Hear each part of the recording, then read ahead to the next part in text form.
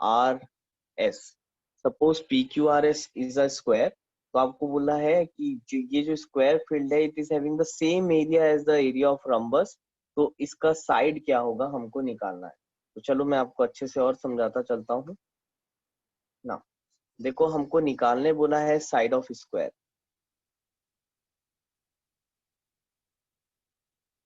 Side of square is equal to question mark, ये हमको निकालने बोला है। अब इधर देखो साइड ऑफ रम्बस दिया है आपको,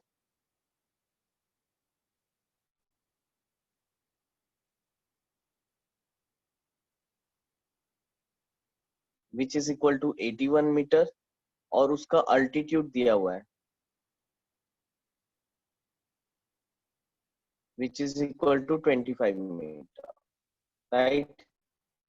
तो अभी मैंने आपको बताया था अगर मैं एरिया ऑफ रम्बस निकालना चाहूँ तो क्या निकलेगा, एरिया ऑफ रम्बस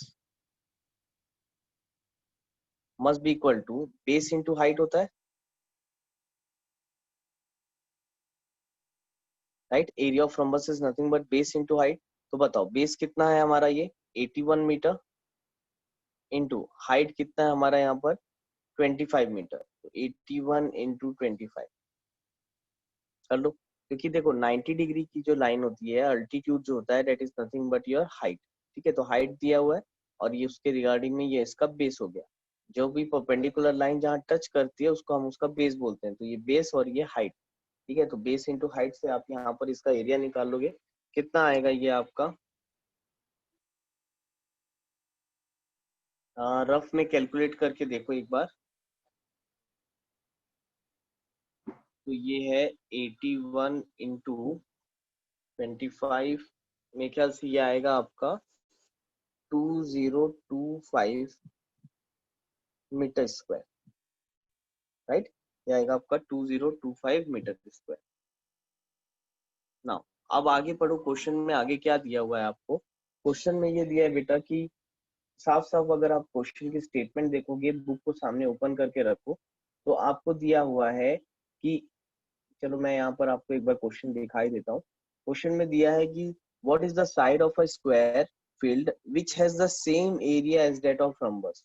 वो बोला है साइड ऑफ स्क्वायर क्या होगा कि अगर जो उसका एरिया है स्क्वायर का वो रम्बस के जितना होना चाहिए, तो बताओ क्या होगा। तो यानी हमको गिवन है कि एरिया ऑफ रम्बस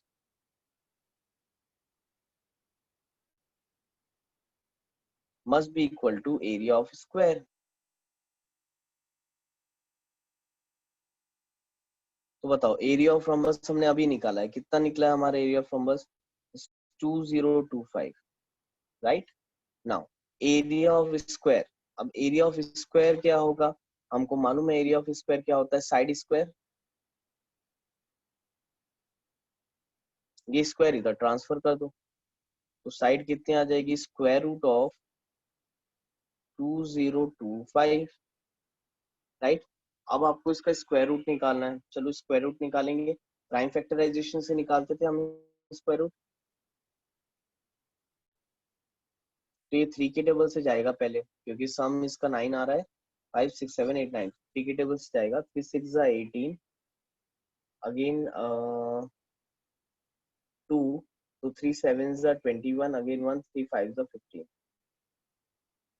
अगेन 3 से जा रहा है ये, 3 2 6, 3 2 6 1, 3 5 15, अगेन 3 से जाएगा, 3 7 21, 3 5 15, अगेन 3 से जाएगा, 3 2 6 1, 3 5 15, अगेन 5 से जाएगा, 5 5 25, 5 1 5। पेयर बना लो बेटा, दो दो का पेयर बन रहा है, तो यहाँ लिख सकते हैं therefore side is equal to square root of, क्या लिखेंगे, 3 इंटू 3, ये एक पेयर है, again into 3 into 3, again this is a one pair, again 5 into 5। याद है स्क्वायर स्क्वायर रूट चैप्टर, हम स्क्वायर रूट निकालना सीखे, देयरफॉर स्क्वायर रूट के बाद ये एक एक नंबर बाहर आ जाएंगे, 3 into 3 into 5, which is 9 into 5, which is 45।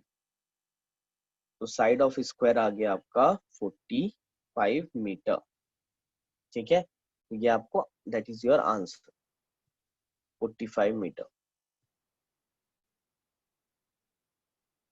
तो ये हुआ आपका first question.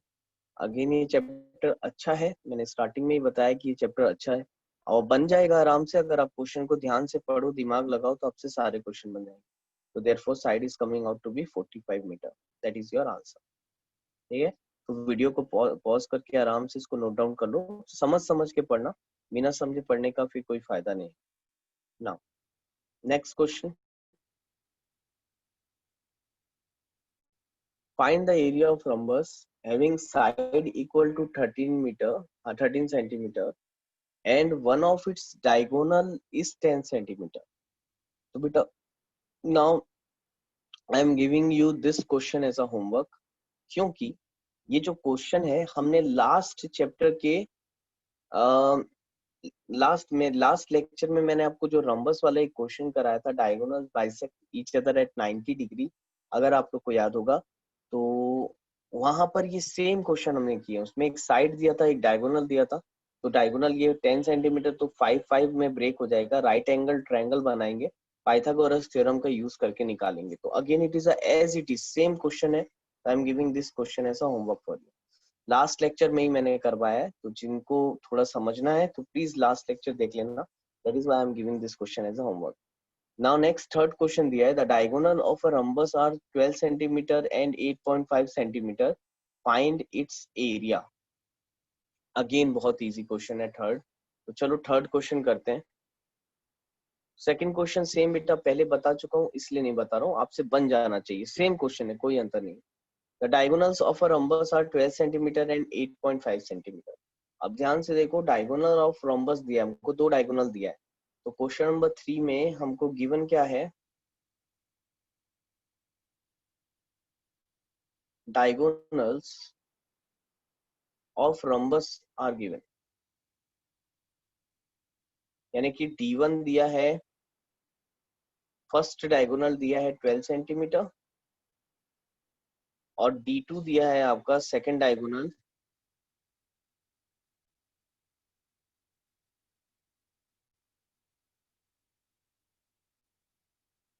Just a minute, हाँ, और सेकंड D1 दिया है 12 सेंटीमीटर और D2 दिया है 8.5 सेंटीमीटर। तो बताओ कितना हो जाएगा। एरिया ऑफ रोम्बस हमने पढ़ लिया है डायगोनल के रिस्पेक्ट में, तो एरिया ऑफ रोम्बस हो जाएगा that is equal to half into D1 into D2, that is equal to half into 12 into 8.5। Again आपको मालूम है 2 6 12, तो ये आंसर आएगा 6 इंटू 8.5। तो अगेन सीधा डायरेक्ट कर देते हैं।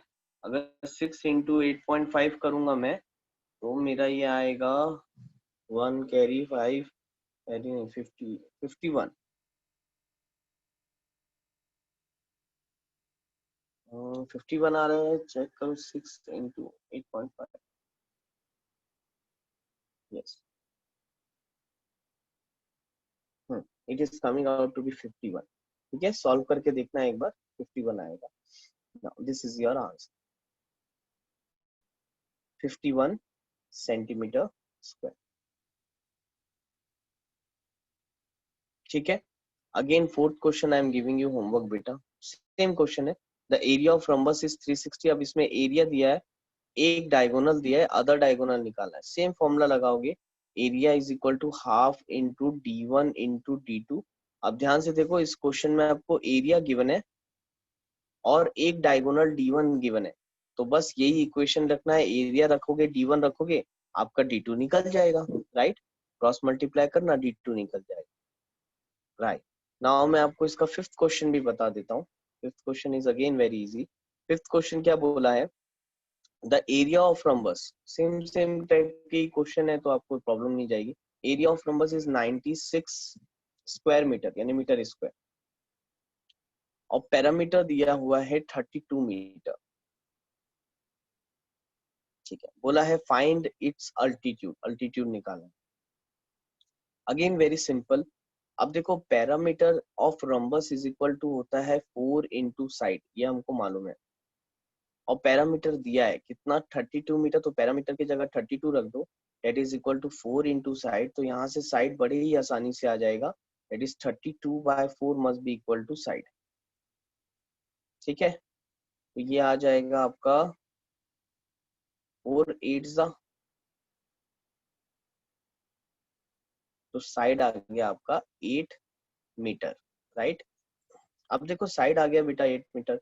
अगेन आपको एरिया का एक फॉर्मूला मालूम है, क्योंकि अब इसमें अल्टीट्यूड निकालने बोला है। अल्टीट्यूड का मतलब आपको हाइट निकालने बोला है, तो एरिया ऑफ रोम्बस का आपके पास एक फॉर्मूला है, that is equal to base into height, right. तो एरिया पुट करो, area is 96 must be equal to base हो जाएगा अगेन आपका जो साइड है दैट इज 8 इंटू हाइट आपको निकालना है, तो 96/8 इज इक्वल टू h। तो डायरेक्ट ही कर देते हैं मेरे हिसाब से, है ना। तो 8 के टेबल में 96, तो 8 10 जा 80, हाँ 12 जा जाएगा। काटना चाहो तो 2 से वगैरह भी काट सकते हो आप, दैट इज इक्वल टू 12। तो हाइट आ रहा है हमारा 12 मीटर। ठीक है, तो होपफुली आपके क्लास आपको समझ में आया होगा आज की क्लास में, इजी है। बस थोड़ा बहुत आपको कैलकुलेशन इसमें रहेगी, और फॉर्मूला आप लोग को अच्छे से याद होना चाहिए। फॉर्मूला अच्छे से याद है तो क्वेश्चन आपके बड़े ही आराम से बन जाएंगे। तो चलो आज के लिए इतना ही करते हैं बेटा, थैंक यू क्लास। इसके आगे हम कल कंटिन्यू करेंगे।